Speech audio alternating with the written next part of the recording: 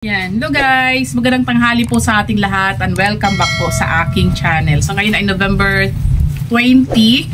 Ayan, limot ko na naman yung date. November 20, Thursday. So yan guys, share ko lang tong aking nabiling feather duster. Tingnan nyo naman kung gaano kalaki oh. Tsaka kung gaano kaganda oh.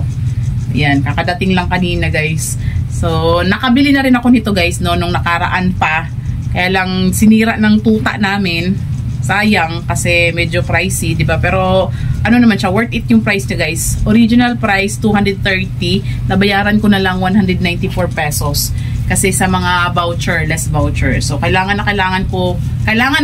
natin 'to kung mga kasari, 'di ba?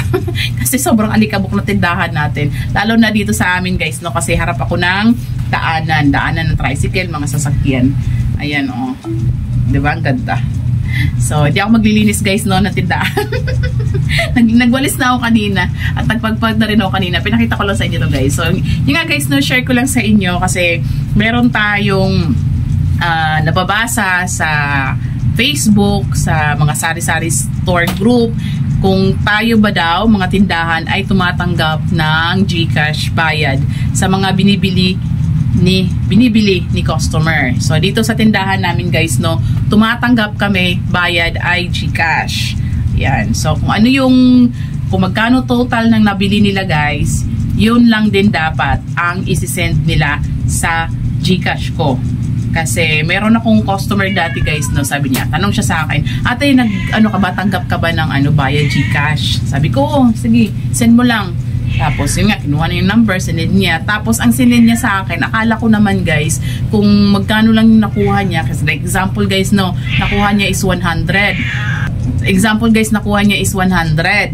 Tapos ang iniisip ko, 100 lang din ang isisend niya. Tapos ang sinend niya pala sa akin guys ay 230.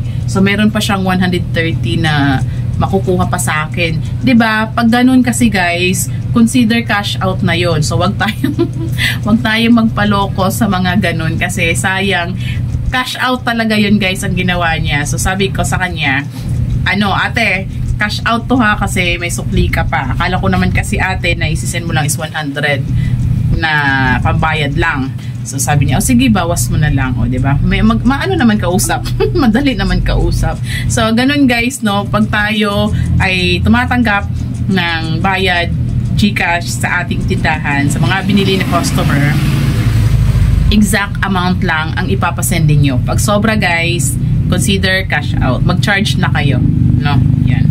Since nga sobra ng 130, nag-less ako ng 10 pesos as cash out niya. Ayan. So, yun. Dapat, talaga tayo, no? Presence of mind. Baka kasi naisahan na tayo ng ating customer. Diba? Ayan. So, ang kagandahan, guys, kung tumatanggap tayo ng bayad GCash sa mga binibili nila, diba? Instead na nagka-cash in ka pa sa ibang lugar, pumupunta ka pa doon, namamasahe ka pa, diba?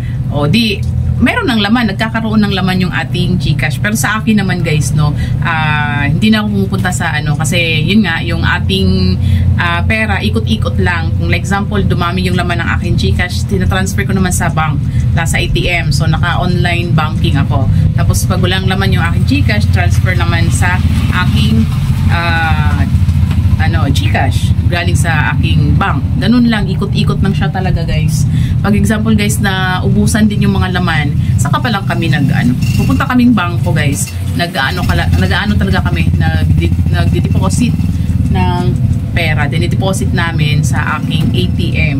Yun. Para hindi ka magastos sa cash in.